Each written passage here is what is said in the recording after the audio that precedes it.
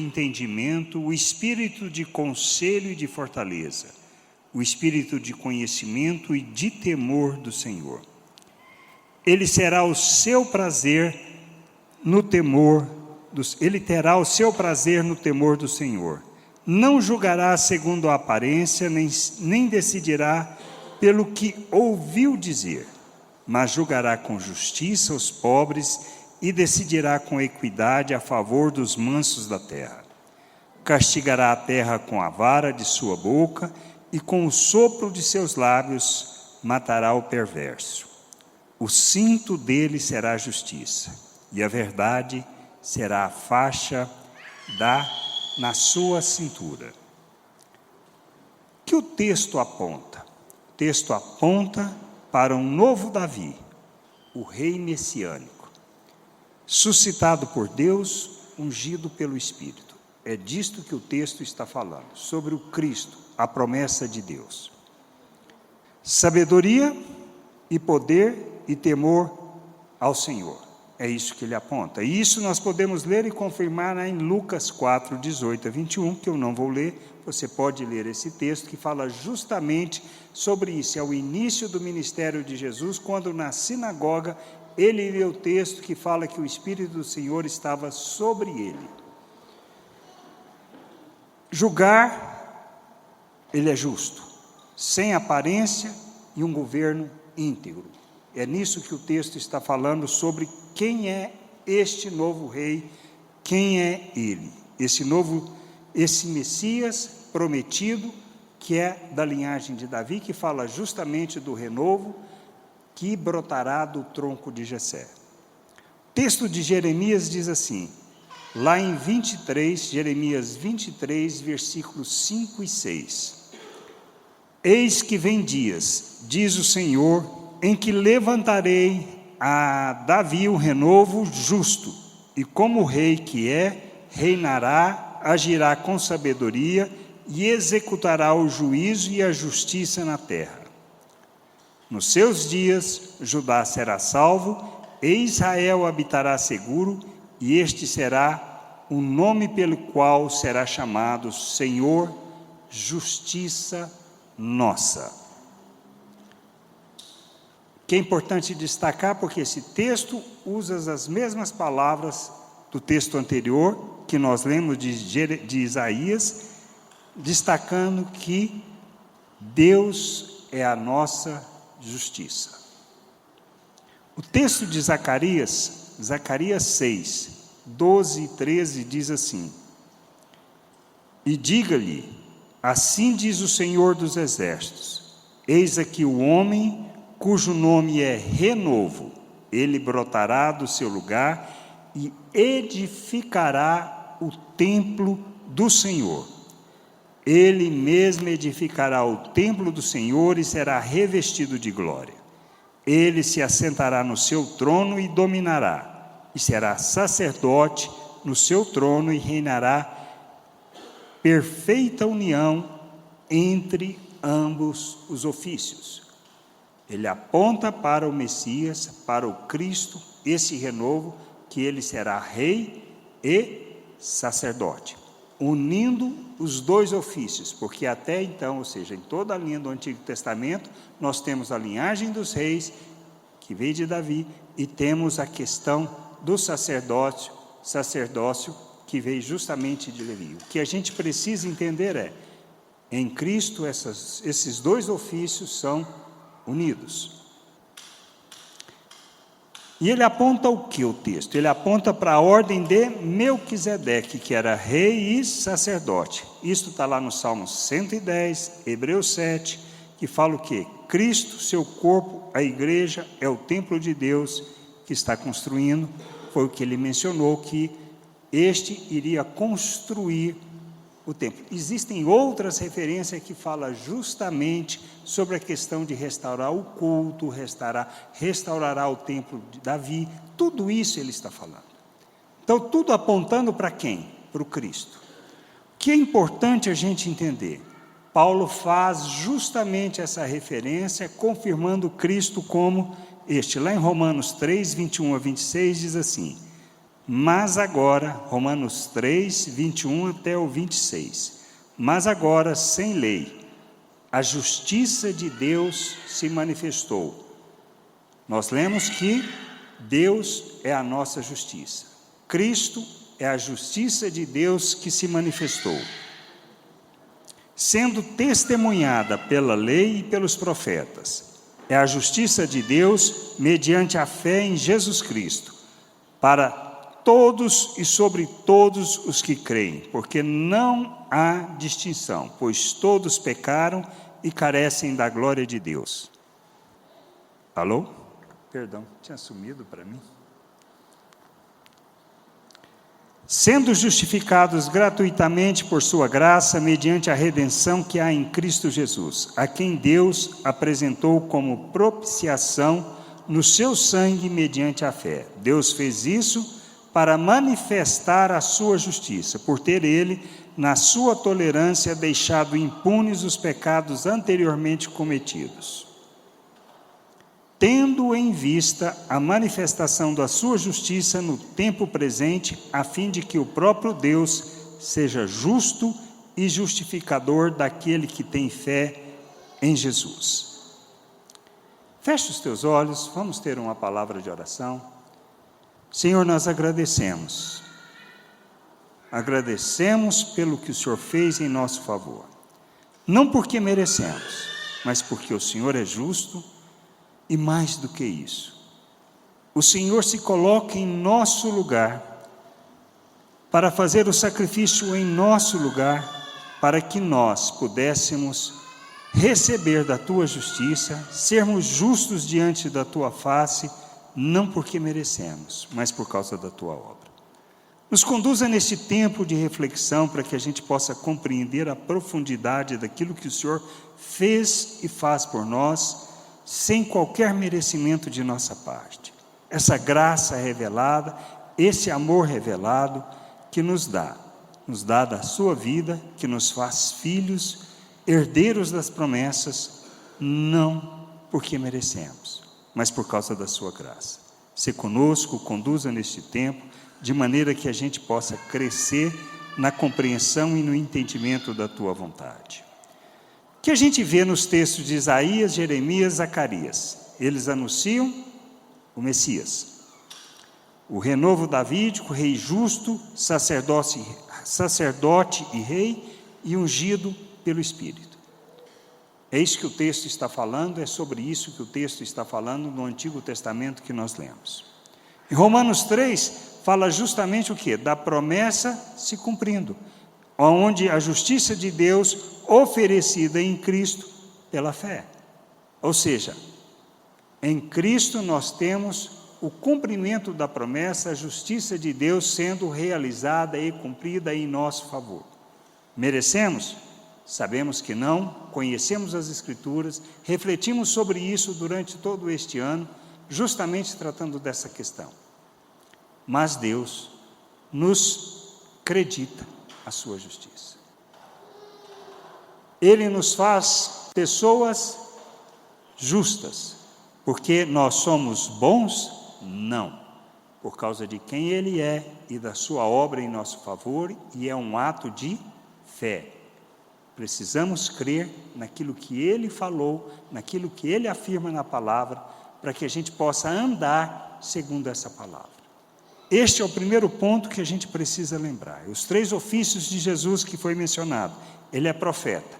Fala o quê? Fala acerca da vara da sua boca.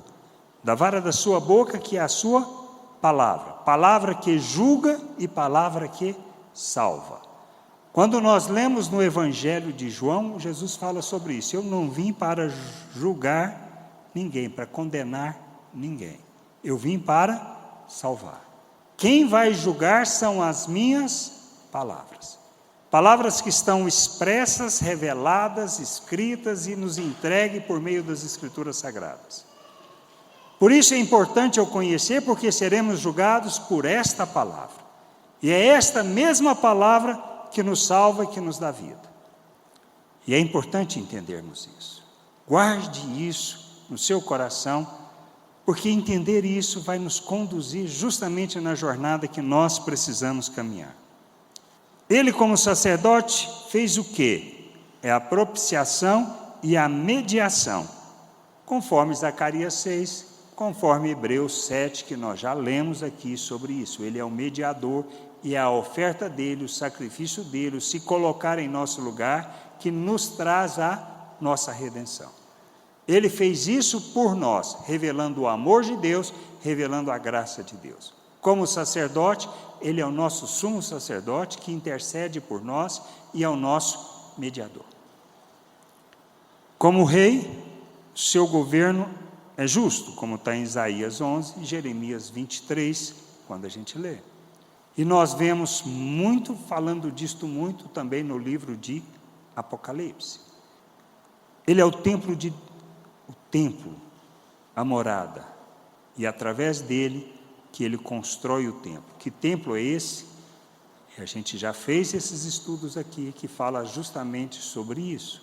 Jesus não estava falando de templo físico, de local físico, de prédio, mas do seu corpo, da igreja, aonde ele habitaria, aonde o Espírito estaria. João 17 trata dessa questão, fala que nós estamos unidos ao nosso Deus. O que a gente precisa compreender são esses pontos e não podemos esquecer. Somos o povo de Deus. Fala isto, e como povo de Deus, nós somos o templo de Deus. Isso está em Efésios 2, 21 e 22, e 1 Pedro fala que nós somos pedras vivas do templo que Deus está construindo para a sua habitação. Eu individualmente não sou casa, eu individualmente não sou morada de Deus, mas a morada de Deus se dá através da sua família, do seu povo, o templo de Deus, o lugar da habitação de Deus. Eu, unido pelo Espírito a Cristo, ao Pai, somos unidos todos nós, e este é o lugar da habitação de Deus. Como Ele está construindo isso através das nossas vidas, pessoas ao longo da história, acrescentando pedras que fazem parte do corpo, parte da igreja e parte da vida de Deus. E o que a gente precisa entender, que já é uma realidade, mas ao tempo ainda não é na sua plenitude. O reino de Jesus começou na primeira vinda, no processo de pregação do Evangelho da justiça declarada. Ele começou fazendo isso, transmitiu isso para os apóstolos transmitiram isso para pessoas, e chegou até nós justamente essa questão da pregação do Evangelho, que fala do Evangelho da paz, da reconciliação com Deus, do perdão, da graça de Deus, do amor de Deus, e isso precisa ser transmitido a todas as pessoas que nós conhecemos e com quem vivemos, porque esta é a nossa responsabilidade, como ele disse, indo por este mundo, lá em Mateus 28, indo por este mundo, faça o quê? Ensine sobre o Evangelho. Justificação e imputação, que é o outro aspecto. O Senhor é justiça nossa. Cristo é a nossa justiça. Eu preciso entender o que isso significa. Somos declarados justos porque recebemos a justiça de outro. De quem? De Cristo. Não produzimos nossa própria justiça. É Cristo quem fez isso por nós e em nosso favor. A justiça de Deus é quem Ele é. E o que Ele fez em Cristo para nos colocar certos, ou seja, diante de Deus. Colossenses, quando Paulo escreveu, ele fala que o que Cristo fez por nós nos apresenta diante do Pai, santos, inculpáveis e irrepreensíveis. Essa é a obra que Cristo realizou em nosso favor. E o que a gente precisa entender é que isso nós não fazemos, não alcançamos pelo nosso esforço. É algo que Deus fez por nós, por meio de Cristo, e que eu recebo pela fé. Por conhecer a palavra, por entender a palavra que Ele proferiu, por aquilo que Ele falou. Mas o que tudo isso significa na prática para nós? O que significa compreender que Cristo é o Rei, sacerdote, profeta e mais? Que Ele declarou que nós somos justos diante da sua face. Como isso se traduz de maneira prática na nossa vida, no nosso viver, na maneira como nós andamos? Nós precisamos crer nas Escrituras, crer na palavra que Deus nos concedeu. E todo o ensino, eu preciso ter esse entendimento, lembrar do básico, daquilo que é o fundamento da nossa vida. A nossa redenção, a nossa salvação, ela é pela graça de Deus, por meio da fé. Quando eu me submeto a Cristo como Senhor e Salvador de minha vida, ou seja, reconhecendo que Ele é o sacerdote, aquele que foi o mediador, que me reconciliou, que me coloca, me justifica diante de Deus, Ele também é o meu Senhor, Ele é o Rei da minha vida, a quem eu me submeto. O que essa obra faz? Quando eu creio nisso e me submeto, sou feito um novo ser, uma nova criatura. Deus quer melhorar a minha vida? Não. Deus não quer melhorar a nossa carne, não quer dar um upgrade na nossa vida, não é este o propósito de Deus para nós. Ele deseja fazer de nós um novo ser, uma nova criatura, um ser espiritual, como a gente lê em João 3, quando na conversa de Nicodemos, que fala de nascer de novo, de ser um ser espiritual. Essa é a obra de Deus, e quando eu me submeto a isso, sou feito um novo ser, um ser à imagem de Cristo, um ser espiritual. Recebo da mente de Cristo, recebo da vida de Deus. Não tem nada a ver com a nova, ser um novo ser, um ser transformado. Não é este o propósito de Deus. A carne, a natureza humana, ela é morta, ou seja, nós morremos com Cristo na cruz, tudo pela fé. Esse é um ato de fé que creio. Por ter sido feito um novo ser, o que acontece? Essa é a justiça de Deus que é a nós creditada. A nossa salvação é pela graça, na expressão do amor de Deus e da vida de Deus. O que isso implica na nossa vida? Estou salvo, está tudo resolvido? Porque eu creio nisso, eu acredito nisso, está tudo resolvido? É isso que a gente precisa entender. Não. Quando Deus fez tudo isso, Ele fez com um propósito. Qual é o propósito da nossa vida? Andarmos de modo digno do nosso chamado. Ele nos chamou para vivermos de que maneira? Como Cristo. Sermos imitadores de Cristo. Ser imitador de Cristo é praticar as mesmas obras de Cristo. O que Cristo fez? Revelou as virtudes de Deus, revelou a misericórdia de Deus, a graça de Deus. Essa, e que a gente precisa compreender, é o propósito da nossa vida. Sermos como Cristo. Por isso que Paulo usa o termo que ele corre, ele busca a plena estatura de Cristo. Para revelar quem? Revelar Cristo. Para que não ande segundo a natureza humana. Na segunda carta de Pedro, temos justamente Pedro explicando esse processo da caminhada de amadurecimento. Porque é isso que nós temos que fazer. A nossa jornada, como está lá em Efésios, é andarmos, Efésios 4, andarmos de modo digno do chamado. Andarmos de modo digno do chamado é andarmos como Cristo. Nós estamos falando de perfeição? Não, nós não estamos falando de perfeição, no sentido das nossas atitudes, da maneira que nós vamos viver. Diante de Deus, somos. A obra que Ele quer, ou seja, tendo recebido a salvação, é que a gente faça essa jornada de santificação, por causa dessa justiça que foi creditada, para que a gente expresse e revele essa justiça que Ele fez, essa obra que Ele realizou em nosso favor. Por isso nós fazemos a caminhada de santificação, por isso nós deixamos as obras das trevas. O que é a obra de trevas? é deixarmos de andar segundo a forma de pensar deste mundo, que é o pensamento do diabo. Que isso implica? Sou uma pessoa gananciosa, estou andando segundo o mundo. Sou uma pessoa avarenta, estou andando segundo a forma de pensar do mundo. Estou sendo hipócrita, sou uma pessoa que está andando segundo a forma de pensar do mundo.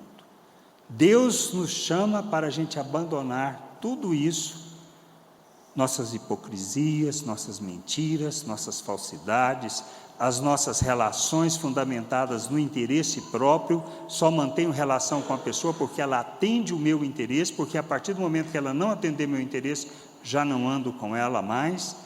Ou seja, eu busco aquilo que seja o meu interesse. Manipulo as pessoas, uso as pessoas para atender os meus desejos. Isso é pensamento natural. Pensamento natural é pensamento do diabo. É agirmos como filhos do diabo.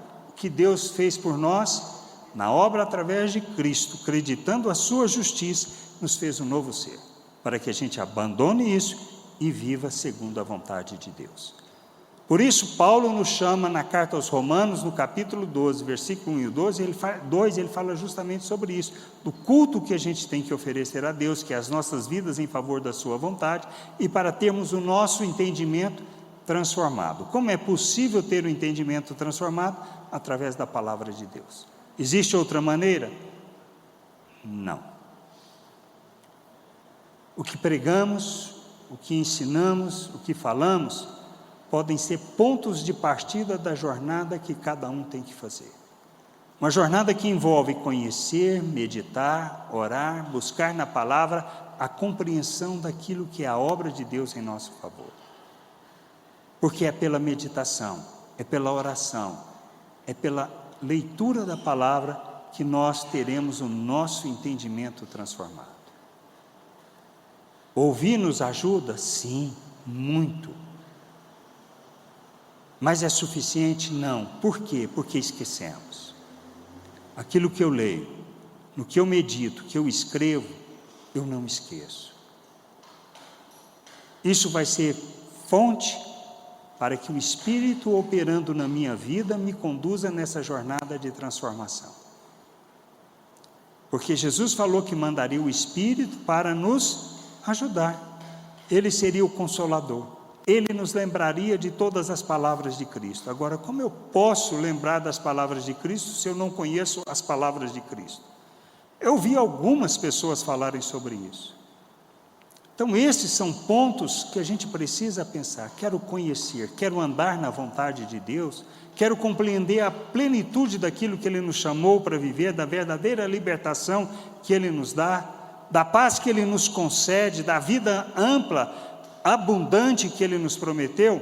Precisamos conhecer esse Deus, porque se não conhecermos, nós não viveremos isso. Poderemos viver uma religiosidade, poderemos viver buscando aquilo para satisfazer o nosso espírito, porque nós temos essa necessidade espiritual, e muitas vezes é o que fazemos. Com que frequência eu estou junto com os irmãos nesse tipo de reunião? Uma vez por mês? 2 vezes por mês? Então isso é pontos que eu preciso parar e refletir e dizer: opa, peraí, estou na jornada equivocada, eu preciso mudar.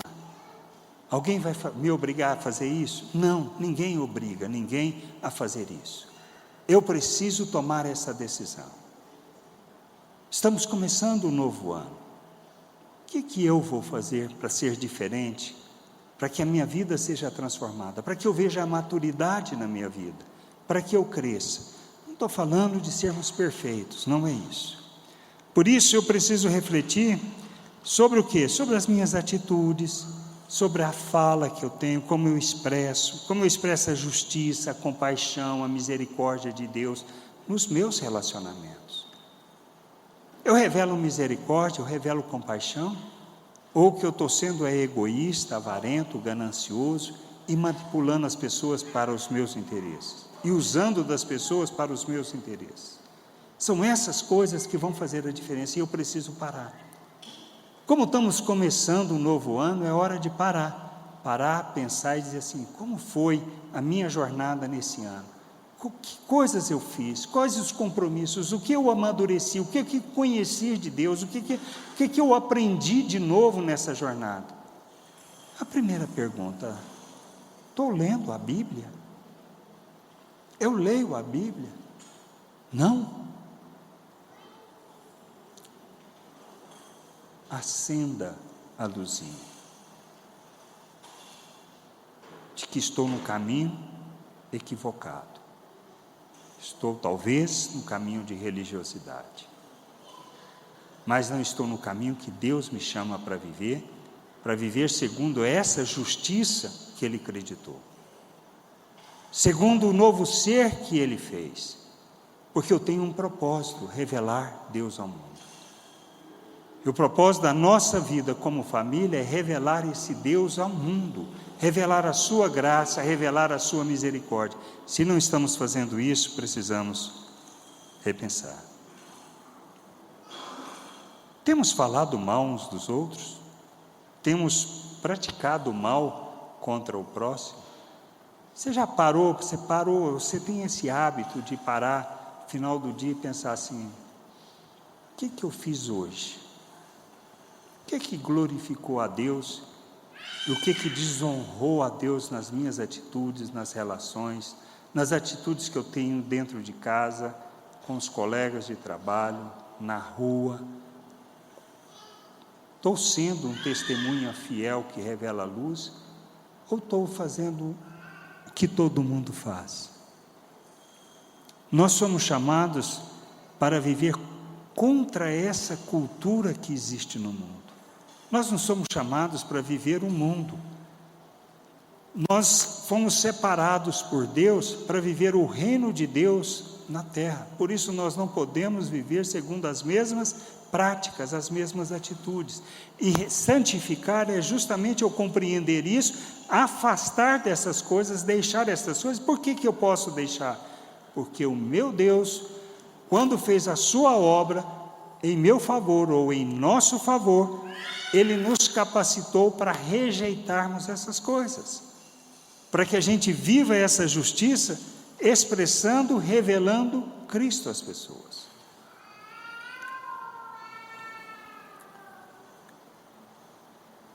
Tudo que fazemos, nós temos feito e julgado à luz das Escrituras? Por isso o primeiro ponto: estou apto a julgar as coisas que faço à luz das Escrituras, ou eu estou julgando com base nos meus sentimentos, pensamentos, ou o que eu acho, porque estou sendo bonzinho? Dei esmola, ajudei a velhinha a atravessar a rua. É isso? São coisas que a gente precisa parar.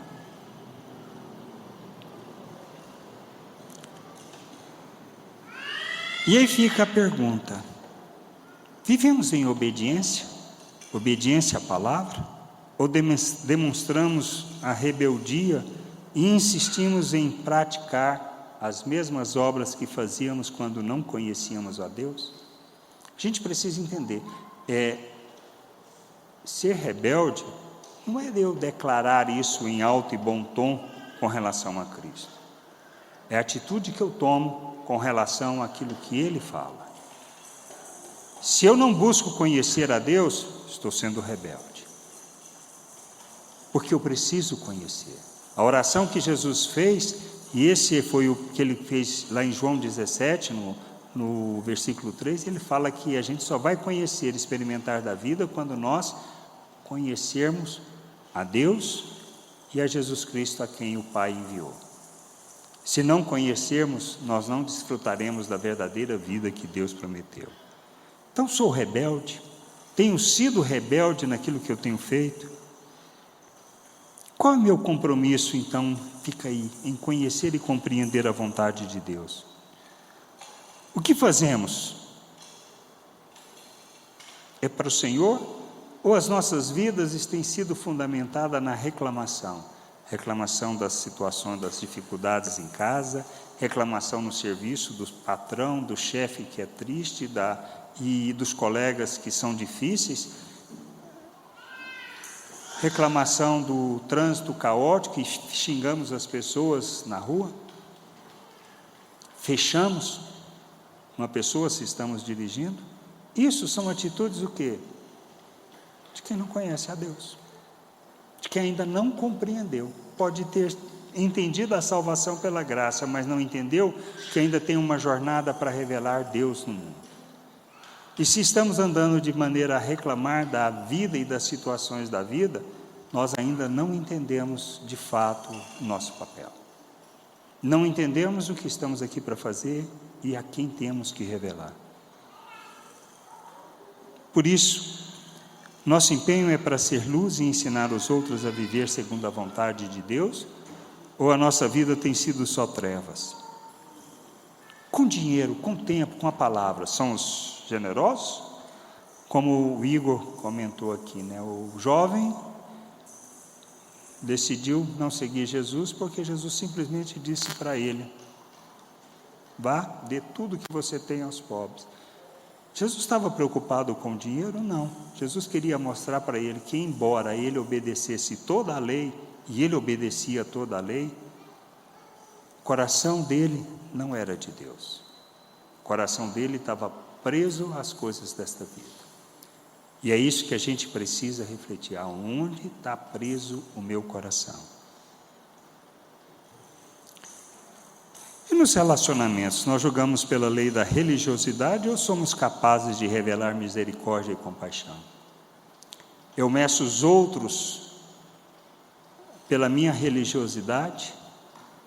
Acho que o outro é menos crente porque ele não faz o que eu faço? Está entendendo? Eu me acho melhor que o outro, não vejo nele um filho de Deus que foi salvo e que precisa conhecer a Deus. Eu simplesmente sou capaz de julgá-lo pela minha religiosidade.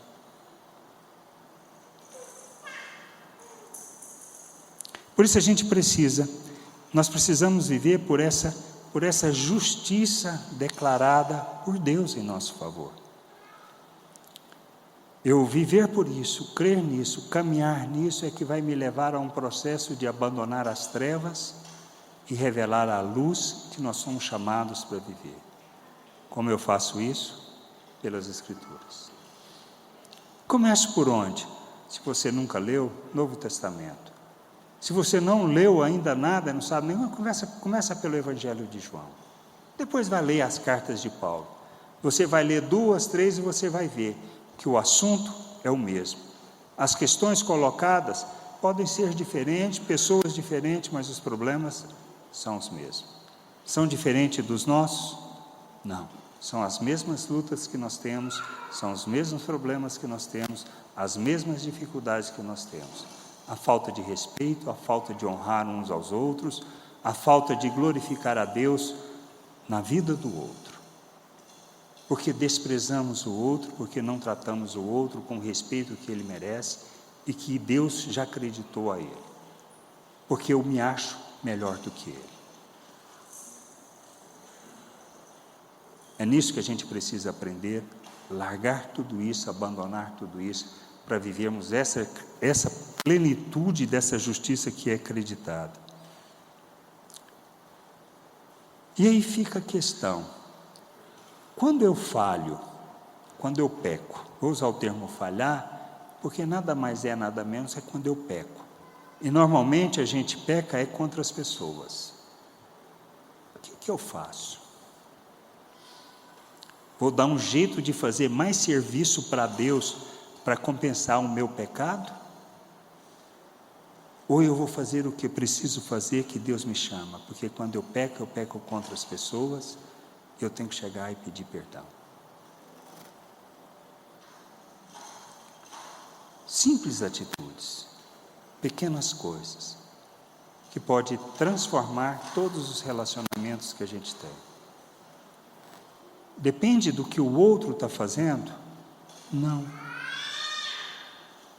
Depende da compreensão que eu tenho de quem eu sou, de crer nisso e agir assim, para que, como um bom fermento, ou seja, o fermento na massa, possa contaminar uns aos outros, e esse fermento espalhar de maneira que nós andemos segundo esse bom fermento que Cristo fala. Agora, se o que nós temos está no nosso meio é o fermento do pecado, eu vou dizer, estamos indo de mal a pior na maneira como nós estamos vivendo. E aí a gente pensa, quando eu erro, quando eu peco, eu preciso correr para Cristo, pedir perdão, arrepender, entender o que Ele fez, porque Ele é o nosso sacerdote, o nosso mediador, o nosso advogado diante do Pai. Não preciso carregar culpa. Eu preciso, como João fala na primeira carta, eu preciso entender e compreender o amor de Deus que foi revelado, porque o perfeito amor lança fora todo medo. É nessa confiança que a gente andamos.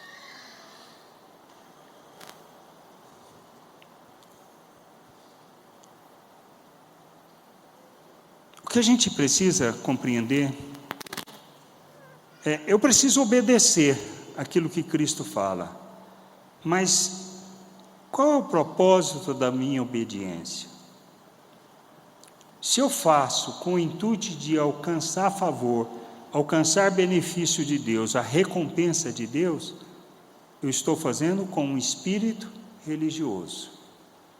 Eu devo obedecer como expressão de gratidão do que Deus fez, dessa obra que Ele fez em nosso favor. Eu estava perdido, morto, separado de Deus, sem a vida de Deus, com um único destino, o inferno. Eu não tinha mais. O que Ele faz? Ele acredita essa justiça e a gente se submete e Ele me transforma a minha realidade para eu viver segundo essa nova realidade. Obedecer, viver a palavra de Deus, viver as palavras que Cristo proferiu, deve ser e tem que ser uma expressão de gratidão. Gratidão por aquilo que Ele fez em nosso favor, porque dependemos dEle, inclusive, para fazer isto, para viver essa nova realidade. Dependemos do Espírito, dependemos da condução, de termos o entendimento iluminado, de compreendermos, para que a gente viva as relações segundo essas virtudes. Falhando, errando, mas sabendo quem é o nosso Deus, o que Ele fez e por que Ele fez. Vamos cair? Sim, mas eu levanto e persevero naquilo que é o destino que Deus chamou para viver.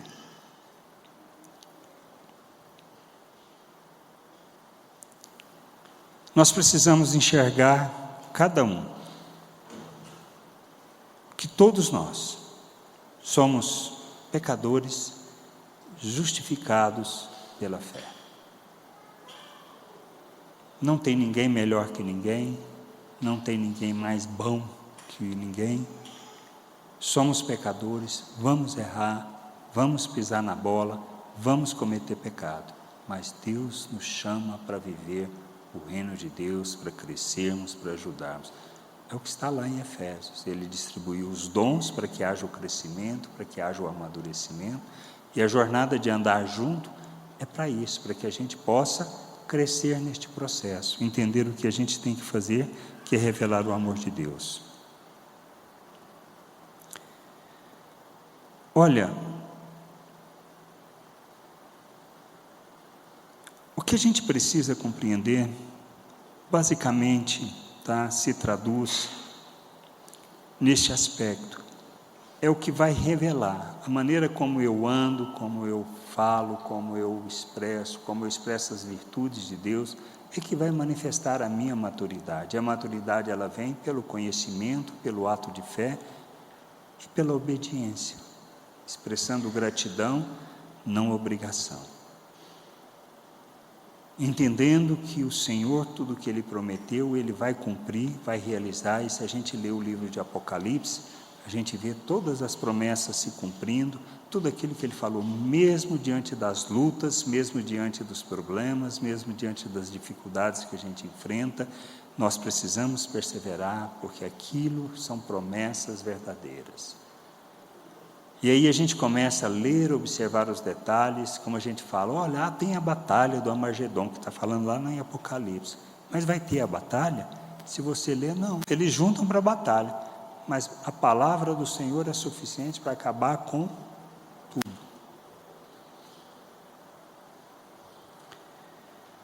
Dani, pode subir. O que a gente precisa lembrar? O propósito da nossa vida não é fazer, não é performance, não são resultados. O que nós precisamos é revelar a graça de Deus, como está na carta aos Gálatas. Paulo fala: olha, vocês estão sendo insensatos, vocês começaram na graça, agora querem concluir segundo a lei. Por quê? Porque normalmente é o que nós fazemos. Nós compreendemos que a salvação é pela graça, mas não entendemos que o nosso viver é também pela graça, pela dependência. Por essa justiça que foi creditada, por aquilo que Deus fez em nosso favor, que não merecemos, que Ele nos deu para que a gente possa viver na plenitude da sua vontade. No dia a dia, isso significa o quê? Que a gente vai viver fugindo, ou seja, da autojustificação, que a gente vai estar comprometido com a verdade, andando na verdade, buscando conhecer a verdade, compreender aquilo que o Cristo fala, aquilo que são as suas palavras que nos dá vida, que nos conduz, para que naquele dia Ele fale: nunca conheci você, afaste-se de mim. Por quê? Porque essas pessoas falavam: olha, Senhor, nós pregamos, nós ensinamos, nós ouvimos os seus ensinos.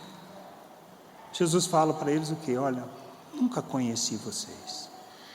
Não é religiosidade, é o nosso quebrantamento, o nosso arrependimento, a nossa dependência, é revelarmos o mesmo coração de Davi, um coração comprometido com Deus e com sua vontade. Por isso a gente precisa entender, a justiça de Deus nos é concedida, não é nossa, é uma justiça que nos é dada, creditada em nosso favor. Por isso a gente não pode trocar o começo no espírito pela tentativa de aperfeiçoar na carne, não se trata disso.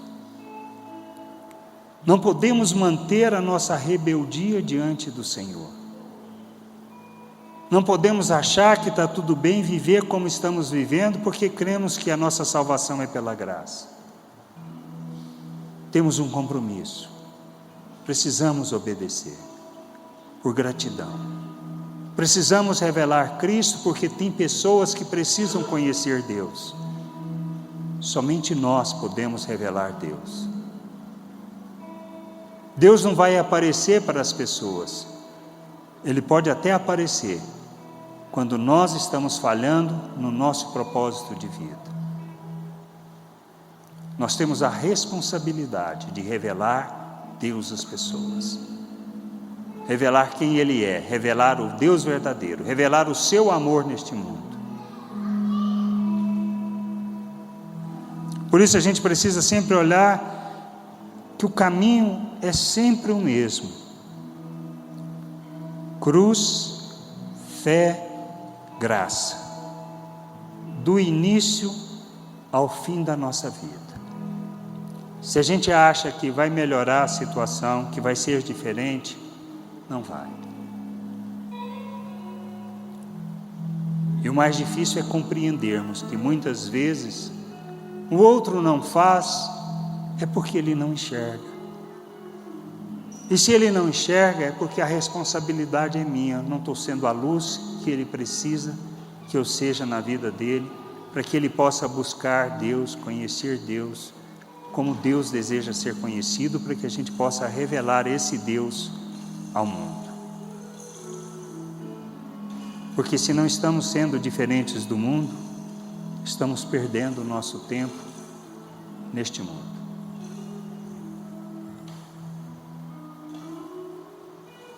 Nós temos que revelar o reino de Deus, fazer o reino de Deus presente neste mundo, sendo luz, sendo expressão viva dessa graça recebida, dessa justiça acreditada,